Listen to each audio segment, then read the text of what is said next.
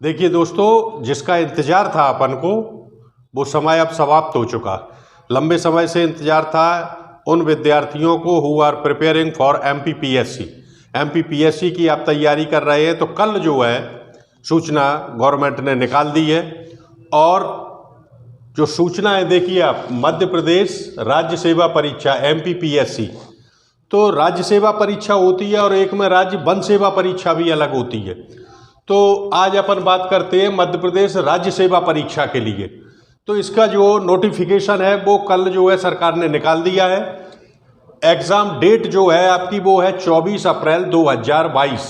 24 अप्रैल को आपका पेपर होगा। फॉर्म ऑनलाइन जो है 10 जनवरी 2022 से भरने शुरू हो जाएंगे और इसकी लास्ट डेट है 9 फरवरी। 9 फरवरी तक भरे जाएंगे। 10 फरवरी से आपके जो है फॉर्म भरना शुरू हो जाएंगे और 9 फरवरी तक भरे जाएंगे। इस बार जो है वैकेंसीज आई हैं 283, यानी 283।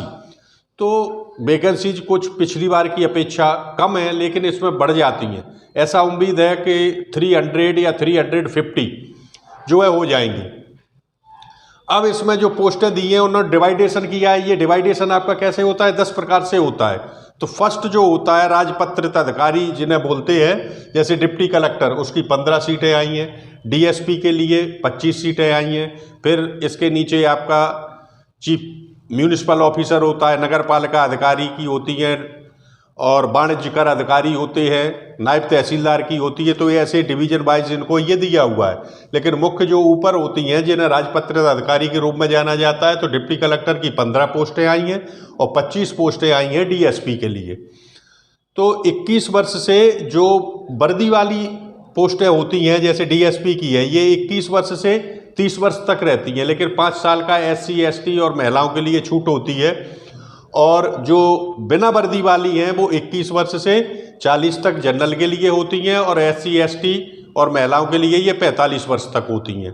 तो इस तरीके से वर्दी वाली अलग होती हैं, और जो बिना वर्दी वाले हैं वो 40 तक जनरल हैं और 45 तक एससी एसटी और महिलाओं के लिए है। स्नातक का अंतिम वर्ष वाले जो है स्नातक परीक्षा जो दे रहे हैं, अंतिम वर्ष है, जिन्होंने पेपर दे लिया है वो भर सकते हैं।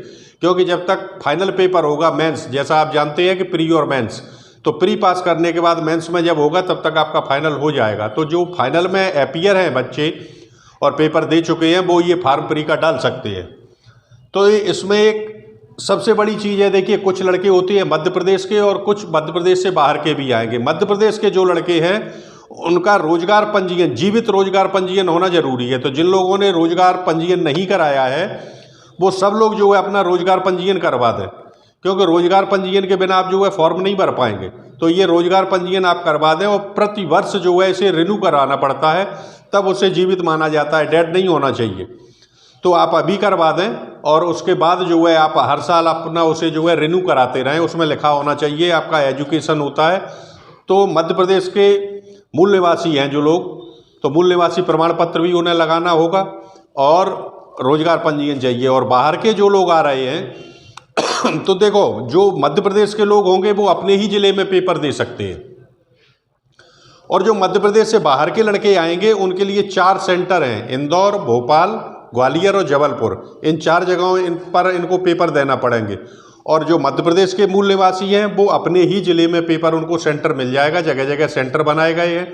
बाहर के लोगों के लिए 4 सेंटर बनाए गए हैं, यहाँ पर बाहर के लड़के पेपर देने के लिए आएंगे।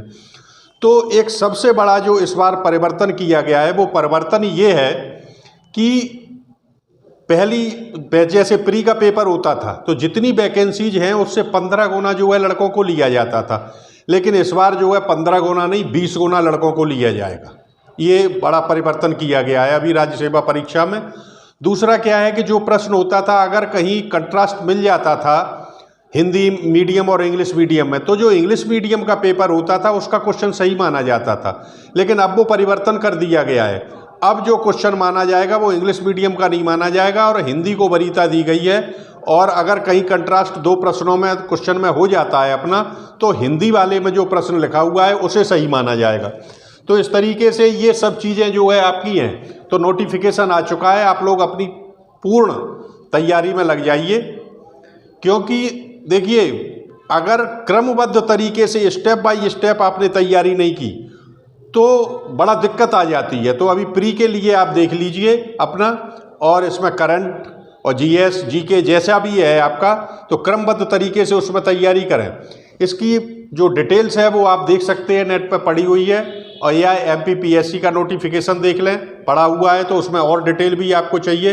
तो मैंने ये वीडियो इसलिए बनाया है ताकि जुड़े हुए व्यक्ति हमसे और इस नोटिफिकेशन के बारे में जान सकें और अपनी तैयारी में जुट जाएं। इसके लिए आप अपनी जहां भी कोचिंग में जा रहे हैं, जिस तरीके से अध्ययन कर रहे हैं, उस अध्ययन को जो है अब आप जस्ट डबल कर दीजिए। अगर आपको प्री निकालना है, इस बार आपके लिए मौका है, क्योंकि 20 गुना लड़के जो है लिए जा रहे हैं। और पोस्टें मेरा अंदाज जहां तक है 300 तो हो ही जाएंगी, हो सकता है 350 भी हो जाए। तो नेक्स्ट वीडियो में हम आपको फिर बताएंगे कि आपको किस तरीके से जो है जीएस की तैयारी करनी है। तब तक के लिए जय हिंद, जय भारत।